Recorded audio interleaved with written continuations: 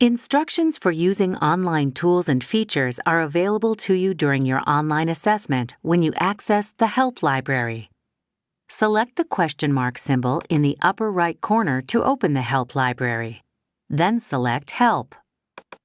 Use your mouse to browse any of the available topics, including testing tools, navigation tools, and how-to information. In addition, the Help Library also contains information about test directions and scoring guidelines.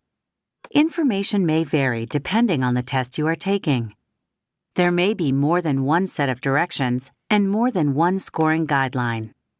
When you use certain features like the Notepad, Equation Builder, or a reference sheet, for example, look for this question mark symbol in the corner of the feature. You can access specific related help information in the Help Library by selecting this question mark symbol. If you are unsure what a tool button is for, select the question mark and then select the What's This option.